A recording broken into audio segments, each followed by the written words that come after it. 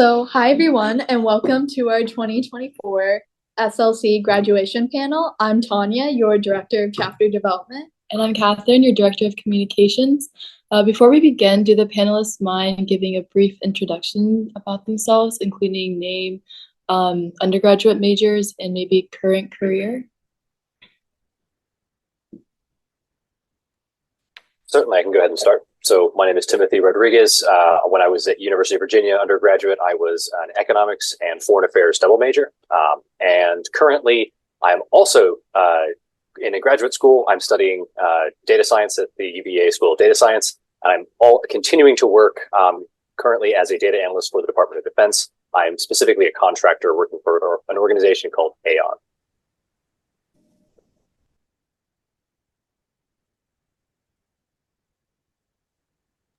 I'll go next. Hi, everyone. I'm Idasia Jones. I went to Virginia State University where I got my bachelor's in business administration and a minor in marketing.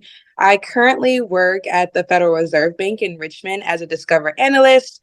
It's like a Discover analyst too, because it's my second year doing this.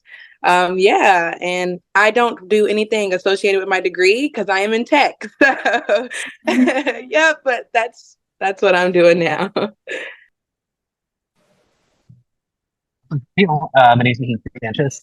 In undergrad, so I went to University of Virginia as well. Did my undergrad in government and social entrepreneurship, and then stayed in a year for a master's in public policy. And now I work as a policy analyst and covering higher education at this Latino nonprofit organization in the US, the largest Latino civil rights organization in the United States, focused primarily on securing access for Latino Hispanics to post-secondary education. Okay, nice. So our conference theme is building your own brand. What is your brand, or what do you want your brand to be?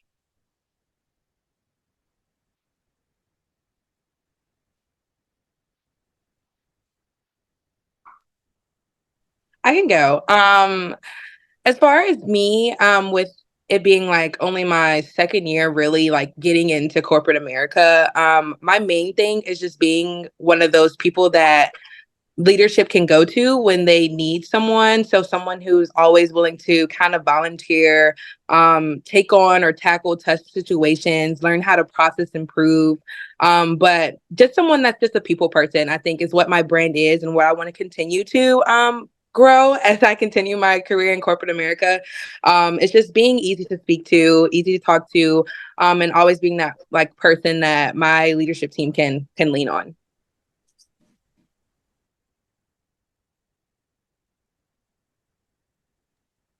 All right, I'll go ahead next. I think my personal brand is really a lot about flexibility and adaptability. Everything that I do has been, it's one of those things, everything that I've done over my career so far, it's only been about 5 years, but has been shifting and changing into different roles, changing from different roles, talking to different people, having to translate from technical requirements over to functional requirements and back and forth, being able to talk to multiple different teams at different levels of leadership. Those are the kind of things that I think my brand really encompasses, is just the adaptability and the ability to change into different roles as I go through my career. Yeah, I just started about maybe 6 months ago. So part of my brand right now is staying hired. But the other part of it, right, is it's kind of funny, particularly in higher ed.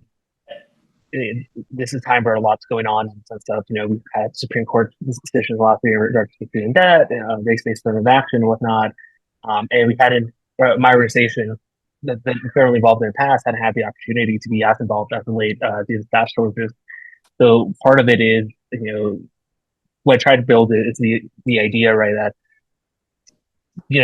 that practical coalition building happens, right, in the sense of, yes, I'm new, but I can be effective and get the job done. In part because I can build a relationship with people who have been there and are able to, have laid the land and know how to influence, right? And that's a lot of what policy advocacy is, right? Like, how can you build coalitions and support to move something forward that can be short term, that can be long term, but trying to be able to gauge those areas of opportunity. And I think even in a short time, that's what at least I hope I've been able to do. we'll see at my performance review if that's the case or not. Thank you guys for sharing. Can you guys talk about a pivotal moment or decision in your educational journey or entrepreneurial journeys that have led to your successes today?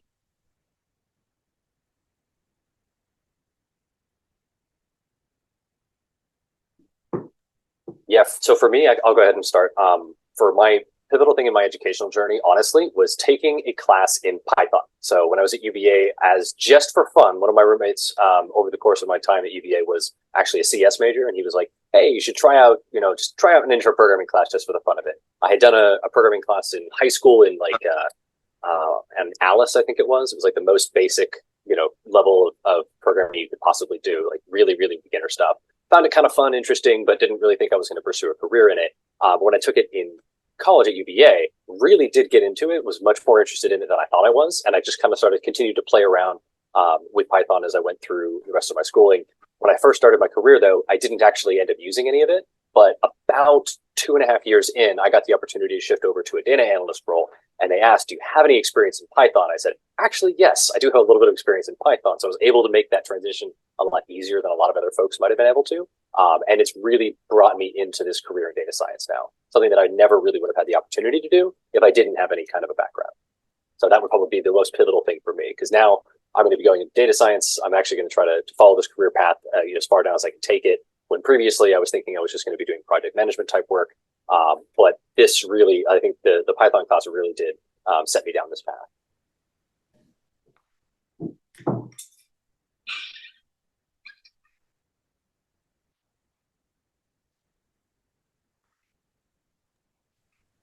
I can go next. This was like kind of tough for me because like I think I'm still trying to figure things out, and I think that's like realistic. Still trying to figure things out when you've only been graduated for maybe like a year and a half. So I would say, as far as in school, I think just kind of like being closer to like all of the people in our business school, and being able to participate in like all the different business competitions that we did. So having experience, just pitching ideas in like high stake situations, or to people of like higher power, if you want to say, or if you will, if that's how you want to explain that. It's just like that kind of helped me kind of translate into my career wise. I feel like when I came here, I was able to confidently present presentations, or when I had a question, I was able to like speak up about those and address questions, and just be more comfortable in the space of speaking with leadership, with confidence. So like we do something that with our program that I'm in, I was able to get like my green belt certification, which is basically a process improvement certification. So it allowed me to feel comfortable poking holes in people's processes and then coming up with solutions for them or recommendations for them, and then having to present that to the leadership. So that's like assistant vice presidents, project managers and owners. So just like having that experience kind of helped easily translate me into like the role that I'm in now, and even helped me get a certification out of it. So I would say that would probably be my best, like my best pivotal moment. Awesome. I know, and it's funny, right? Because we're FBLA future business leaders, right? Mine was decided not to be a business major. So I originally was, pre-business, pre-com, as we call it, UVA, my first semester, and I remember I did it in part because it just seemed like, okay, that makes sense, right? I did FBLA all throughout high school. I did like the classes and whatnot. That's the pathway that makes more sense. And it's funny. I had gone through this networking event maybe 2, 3 months into the semester. Hated it. Like now, like it just wasn't for me, right? And and it's funny because now I have to go to networking events all the time, right? I'm going to one at the White House next week, so I can't get away from it.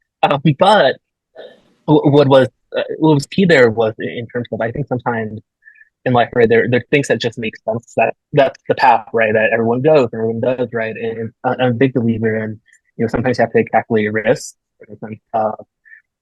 Well, I'm not going to do business. I don't know what else I'm going to do, right? But this specific path doesn't make sense. Let me, spend the next, semester or so, right, figure out what I actually want to do, and that's where I got into to decide to do the government major. But sometimes you have to take those chances, knowing that the answer isn't necessarily clear, but you're better off for it in the end. At least you hope so.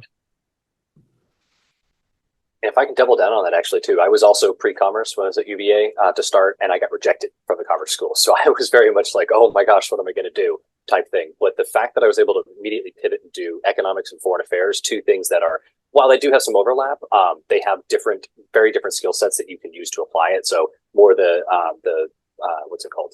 More on the technical / mathematical side on the economic side, but then a little bit more on the writing and research type things for the politics side really does bring a large, like a wide scope of skill sets together. And that's extremely useful when you get into the work world. They really do want to see you be able to do quantitative analysis, to do quantitative and qualitative analysis, to be able to talk to senior leaders, to be able to really distill really large, complicated concepts into short, pithy sentences for folks.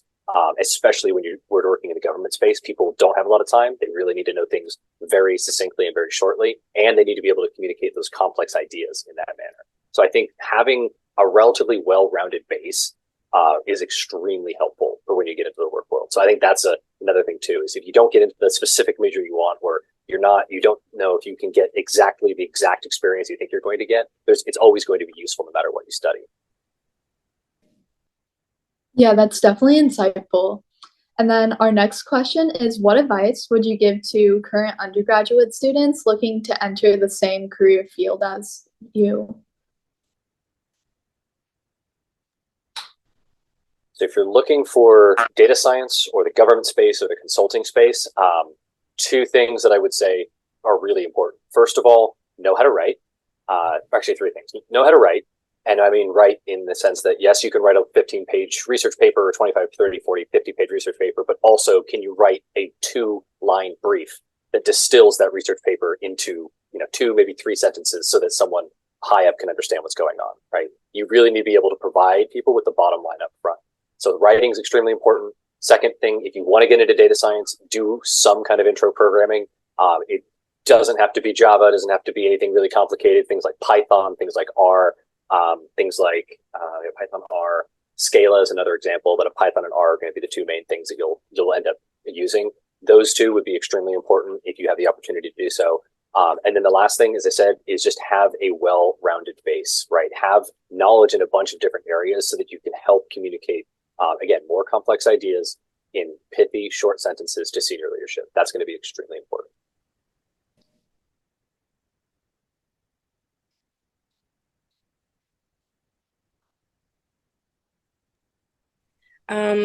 For me, some of the tips that I would say was continue doing things like this. So with FBLA, y'all offer like different like contests, or not contests, but different categories and competitions that they can like build their skills on. So like that's like really key in the work that I do, is being able to present, being able to have finding or research stuff and then put it together and make sure it's digestible for any type of audience. I think that's a very important skill to have, and especially in my type of work where you do a lot of gathering information and then presenting it to different types of audiences. And then my next one would be just be flexible and adaptable, kind of like what Timothy said. Those are like very important in my type of job, because we rotate with my job. So like I did something completely different than I'm doing now in my second year. So my first year I was in like cloud doing research there, and then my second rotation I'm working in like the contingent worker space. So it's like being able to kind of be flexible and adaptable with rotating, and being able to pick up stuff quickly. So I think those would kind of be my top 2 skills. And then my last one would just be network. Network is like so important at the Fed, because you never know who you're going to be rubbing elbows with, and you don't know what they do. So having great network skills, so being able to have like, I don't want to say have an elevator pitch, because I mean that's kind of like, I feel like everyone kind of has their own elevator pitch, but being able to kind of like show your brand in like maybe like a 1 or 2 liner, just be like, yeah, this is what I'm interested in. And when you're having the conversations with people, because then it's like you may be doing something that may not fit your role, but you can say like, I have like background in this, but what I want to do is this. And you could be talking to the next person that is in that field and you don't even know it because the Fed is really large. So those will probably be like my top tips is network, be flexible and adaptable, and then continue doing programs like this to help with your presentation and talking skills. For sure, and echo both you said. I guess some additional stuff, particularly for policy itself. Know what your North Star is and what you actually value and whatnot. In the sense of you don't necessarily need to know what you want to advocate for, right? Like I'll tell you, to be honest, a year ago, I wouldn't have told you I would be doing higher ed policy, right? But I did know, what I value in terms of civil rights and economic empowerment and whatnot. And so that guiding light really helped. I think in particular, right, with policy, sometimes the wins happen real quickly, oftentimes they don't. And oftentimes there's setbacks and whatnot. So really knowing, what you stand for and what you're in it for is really crucial to not burn out very quickly. In terms of the skills itself, definitely a little bit of number sense. I don't like numbers. I was not a STEM major for a reason. But particularly when it comes to stats, be it like a statistical analysis class, econometrics, whatever you want to call it, something that was rudimentary because part of right when you're in policy and you're trying to tell a story, there's a story aspect, right, the personal, but there's both some numbers there, right? Because some people are more numbers based, some are more story, and so being able to present both depending on who your audience is. Also, I mean, beyond the networking one, I think also just taking, again, the opportunity to explore, different events, right? Not just in FBLA, but also, being able to meet different people, whatnot. Because, again, coalition building is so big, and particularly in the nonprofit policy sphere, you really have to be able to work with people that you do not agree with, right? Be it either politically or even people you think would be on your same side, but have very different opinions how to get somewhere. And you only build that skill set through experience, right? So that be it either if you're in a club, right, in a leadership club, and you're planning an event, right, an FBLA here, if you're a part of the state team, you're playing this conference, for example, or something more, more policy oriented. I think those soft skills are really crucial, that are beneficial long term. Thank you, guys. We'll definitely be keeping those tips in mind for the future. I know you guys touched on the importance of networking, so we're wondering what are some good strategies to build a solid network foundation? Excellent. I would definitely say leverage anybody you know in FBLA, especially people in different majors. And when I say people in different majors, I really do mean it. Like that you want to have as wide of a network as you possibly can, because you would never know when you're going to have an opportunity to make a career pivot, to jump into a new field, or to kind of slide your way into somebody else's field, but doing kind of what you do. That's extremely important. My first position, not only was I able to bring on one of my friends from UVA who was, he was econ and math. So we did have an econ in common, but I was able to bring him on as a data analyst immediately, literally just because I knew him, I was able to get him on board at the same organization, right? He took a while to find a job, was able to help bring him on board. That's extremely important. So networking helped him immediately to get a job. Then he went on and moved up, and now he's a principal data scientist at Booz Allen Hamilton. That's pretty impressive at a jump from not being able to get a job in his industry, right? So that's one thing that's extremely important there. The next thing, as I said, having that wide network. The client that I currently support, I met him when I was a business analyst doing functional type work, not doing anything really deep into data other than getting surface level metrics, right? I was at a metrics meeting where we were talking about some really basic information, just how many people went to this website, what lead organization were they from, right? Things like that, really basic, not actually, not really doing deep analysis, but just kind of basic, descriptive statistics type information, right? As part of a functional job that I was doing. The fact that I met him, he asked 2 years later for me by name to join the team. Not because I was some super amazing analyst or anything like that, but because he knew that I could do at least the basic level stuff and that I was interested in it and I could communicate it well to folks like him who are senior leaders, right? So you can get asked for by name just by having a conversation with someone and saying what you might be interested in, or proving that you're competent in other ways. That's it for me. Yeah, I want to echo exactly everything that he said because you really never know who you're speaking to. He didn't know that he was going to be speaking to his boss, that was 2 years ago. You know what I mean? So I think to add on to that, I would even expand to like professors at your schools, like at your universities, you never know when you're going to need a reference for like future careers, and you need them to attest for the work that you either done or the type of person that you are, to kind of like, you never know when you could use your professors again, because to this day I still use some of my professors that kind of align with the work that I'm trying to pursue like after this. So it's like I still use them, I still contact them, and I still even use them as like a resource to kind of help me even get to the places that I want, because they're actually like really great resources to use. And then he kind of stole mine with the peers. I say that all the time. I literally have anytime I see a job or something that pops up on like my side, because you can see eternal things, you know what I mean? So anytime that I know something, it's like, it's always nice to like, oh, I know somebody for that, or I know somebody for this. And then you're able to either refer them or just get them to apply. So definitely network and like touch elbows with as many people as you can, whether it's in FBLA or any of the other organizations that y'all are part of, or even just in class. They may be doing something that could be cool in the future, and you're like, I want to know how to get into that, and then they know you from that point. So I definitely say that that is very important. The peer-to-peer networking is so important.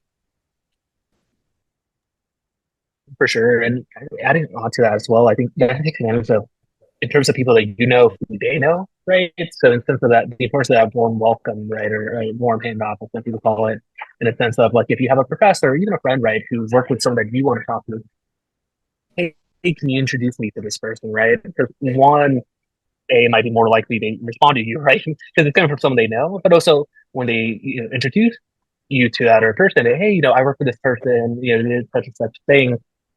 It starts it off in a more positive light, at least a more informative light for that person. So you already starting that relationship from somewhere, and adding on to the FBLA or future thing, right?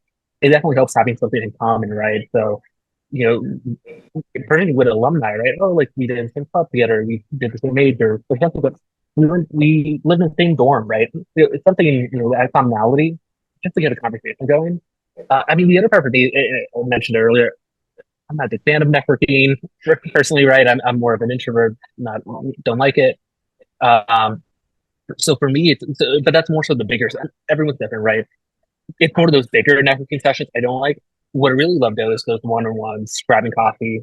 Like right now, there isn't a week that goes by that I'm not grabbing coffee with someone in some other company or on the hill or whatnot, because it's much more personal. And for me, particularly for policy, right? I want to get to know the person a little bit more, right? I want to get to know, what drives them, what motivates them, and opposite, right? Want them to get that for me. And that's just a setting that I find most comfortable in. So part of it is just, what actually works for you and testing things out, right? Try the coffee route, try the baker food route. You might like one more than the other, and that's okay, right? But what puts you in the best position moving forward? Yeah, thank you for those tips.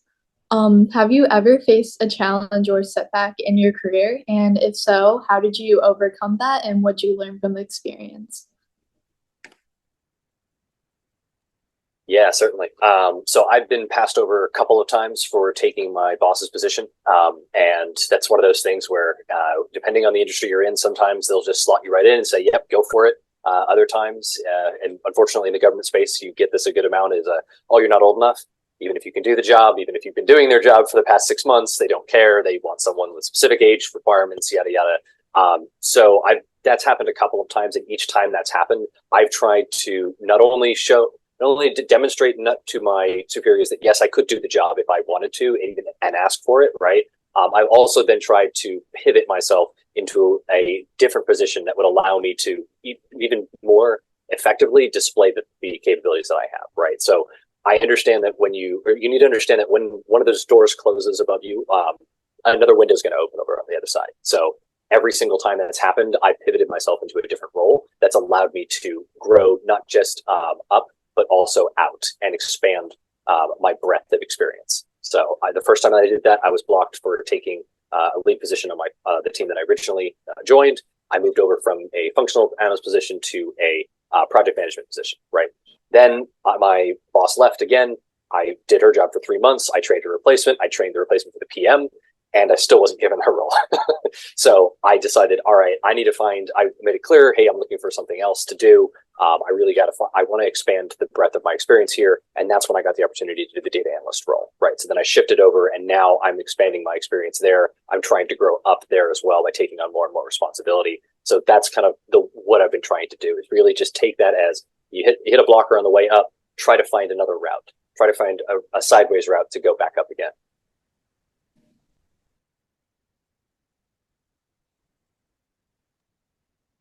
I would say I haven't had like anything major happen as far as like in the corporate world, because like I said, this is only year number 2. But I can say like with the program I'm in, I can say like we do rotations. So like the first rotation that I was in, I did not enjoy it as much as I'm enjoying the one that I'm in now, which is, you can count that as a setback because it was a little bit more technical. But what I can say about that rotation, because it was so technical and that wasn't something that I was necessarily like interested in, it taught me a lot of like terms and programming systems and all the different things that I never would have known if I would just went straight into what I really enjoyed, that I couldn't have brought to my current team that I'm on now. So my current team, they're not as technical, but because I was in that first rotation, I bring a whole different perspective to this team that they didn't know that I was going to bring, because they didn't exactly know what they were going to get when I came.